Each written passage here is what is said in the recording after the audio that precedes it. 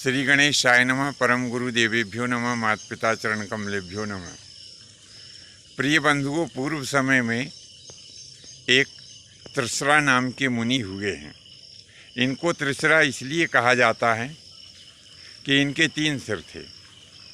तो त्रिसरा मुनि ने वन में आश्रम बना करके और कठिन तपस्या प्रारंभ की। इस तपस्या से इंद्रदेव भयभीत हो गए।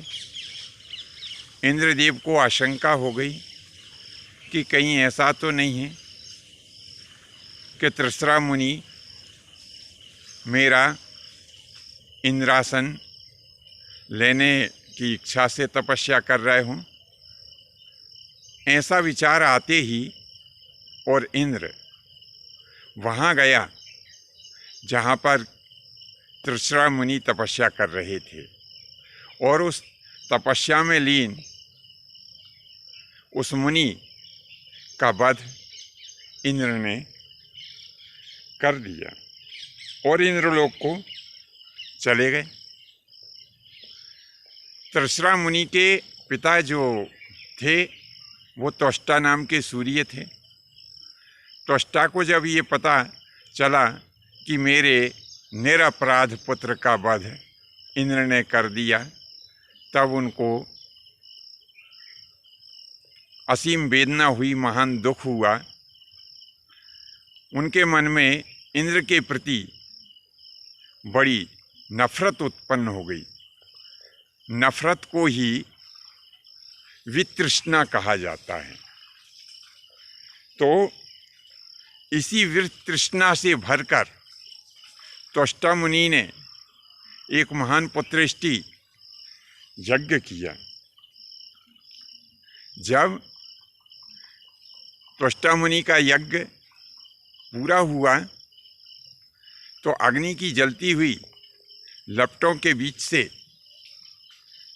एक महान पुरुष उस यज्ञ कुंड में से उत्पन्न हुआ, जो देखने में बड़ा विशालकाय, हष्टपुष्ट और तेजस्वी तथा महान बलवान था।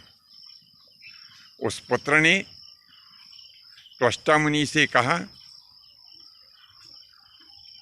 कि हे प्रभु, आप मेरे पिता हैं, आपने मुझे उत्पन्न किया है। आपने किस उद्देश्य से मुझे उत्पन्न किया, अपना उद्देश्य मुझे बताइए ताकि मैं आपकी इच्छा को पूरा कर सकूं। यदि अभी तक आपने हमारा चैनल लाइक, सब्सक्राइब नहीं किया हो तो तुरंत ही बेल आइकन दबाएं, चैनल की सदस्यता लें ताकि आपको ऐसे और दूसरे ज्ञानवर्धक वीडियो प्राप्त हो सकें। ये धार्मिक जानकारी है, इसे अपने इष्ट मित्रों में भी शेयर करें।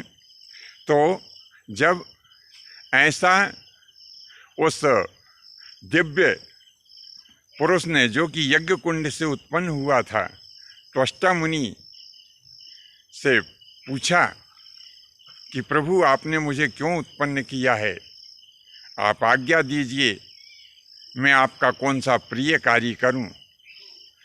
तब त्वष्टा कहने लगे, हे पुत्र, क्योंकि मैंने तुम्हें उत्पन्न किया है, आज से तुम्हारा नाम जगत में वृत्रासुर के नाम से तुम विख्यात होगे। इंद्र ने तुम्हारे निरपराध भाई त्रिसरा का वध किया है। मैं तुम्हें आज्ञा देता हूँ कि तुम जाओ और कठिन तपस्या करके दिव्य शक्तियाँ प्राप्त कर इंद्र का पराभव करो। पिता की ऐसी आज्ञा प्राप्त करके और वृत्रासुर भगवान शंकर की तपस्या में प्रवृत्त हुआ। उसने अनेकों वर्षों तक भगवान शंकर की तपस्या की। जब भगवान प्रसन्न हुए, कहने लगे कि हे पुत्र, वृत्र मैं तुम्हारे ऊपर प्रसन्न हूँ, वरदान मांगिए। तब वृत्रासुर कहने लगा कि भगवान आप हमें अमर कर दीजिए।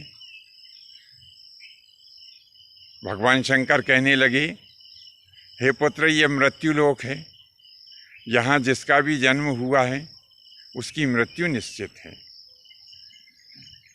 तब तो वृत्रासुर कहने लगा कि भगवान मुझे अमर होने के अतिरिक्त कोई दूसरा वरदान नहीं चाहिए।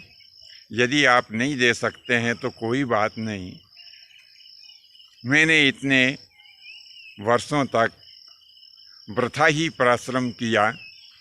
आज से लोक में यह कहावत प्रचलित हो जाएगी कि भगवान शंकर जी की तपस्या करने के बाद भक्तों को इच्छित वरदान प्राप्त नहीं होता है। तब भगवान शंकर उसे समझाते हुए कहने लगे कि हे वृत्रासुर सुनो, ये ब्रह्म सृष्टि है, इसका पुरातन नियम ऐसा ही है कि जो यहाँ पर जन्म लिया है उसकी मृत्यु निश्चित है। तुम ऐसा करो कि अमरता जैसा ही कोई और दूसरा वरदान मांग लो, मैं निश्चय ही तुम्हें दे दूँगा। तब वृत्रासुर कहने लगा कि भगवान हमारी मृत्यु अभी तक बने हुए जो हथियार हैं, जितने भी हथियार अभी तक बने हैं, उन हथियारों से हमारी मृत्यु ना हो। ना ही हम गीली चीज से मरें, ना ही हम गीले स्थान में मरें, ना हम सूखी चीज से मरें, ना हम सूखे स्थान में मरें, और ना मैं लकड़ी से मरूं। और अभी तक जितनी भी धातुएं हैं, उन धातुओं से निर्मित किसी भी वस्तु से मेरी मृत्यु न हो। भगवान, ना मैं दिन में मरूं, ना मैं रात में मरूं, ना मैं जल में मरूं, ना मैं किनारे पर भी मेरी मृत्यु नहीं हो। ऐसा वृत्रासुर ने कहा। तब भगवान शंकर कहने लगे, हे पुत्र, ऐसा ही होगा।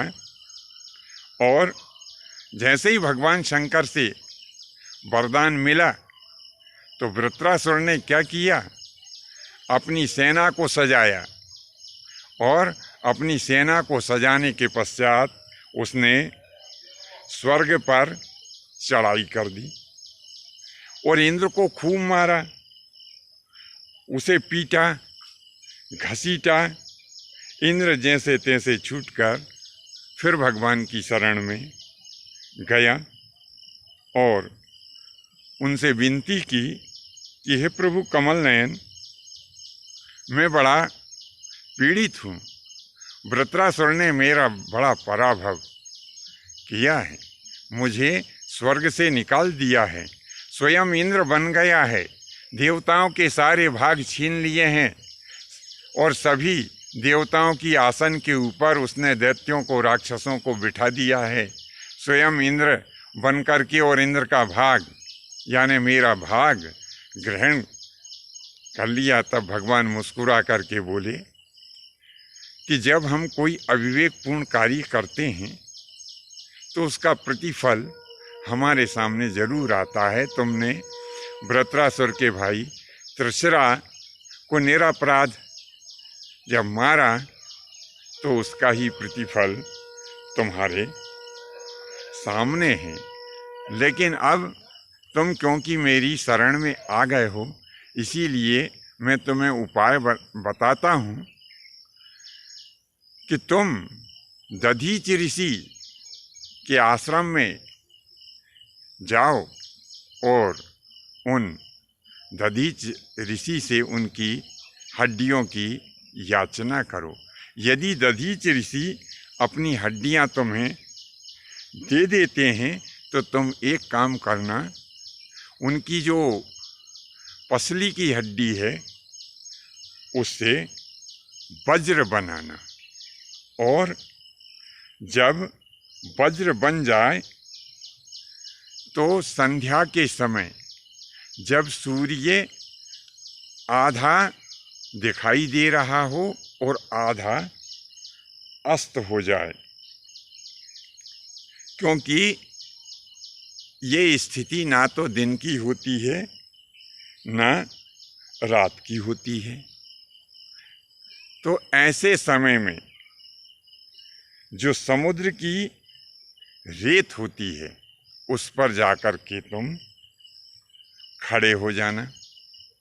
रेत ऊपर सूखी होती है और नीचे गीली होती है, इसीलिए उसे ना तो सूखी कहा जाएगा और ना गीली कहा जाएगा। अब रेत के नीचे पानी होता है और ऊपर सूखी रेत होती है, तो इसीलिए उसे ना तो जल के भीतर कहा जा सकता है और ना ही उसे किनारे पर कहा जा सकता है। तो इसी प्रकार ऐसे समय में तुम वृत्रासुर को युद्ध के लिए ललकारना। जब वो तुमसे युद्ध करने के लिए तुम्हारे सामने आ जाए तब एक काम करना कि जो समुद्र का फेन है उसे अपने वज्र के ऊपर लपेटना और उस वज्र से वृत्रासुर के ऊपर प्रहार करना, क्योंकि समुद्र का फेन भी ना तो सूखा होता है और ना गीला होता है।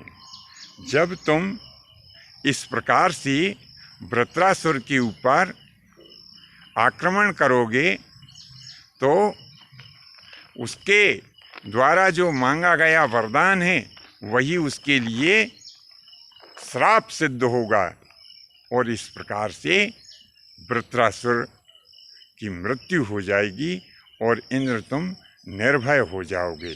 तब इंद्र ने वैसा ही किया। एक दिन संध्या का समय था और भगवान विष्णु के बताए हुए ऐसे समय में